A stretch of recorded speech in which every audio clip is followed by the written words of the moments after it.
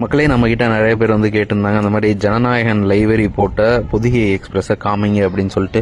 So உங்களுக்காகவே எக்ஸ்க்ளூசிவாக எடுத்திருக்க வீடியோ தான் மக்களே இது. செம்ம சூப்பராக இருக்குது.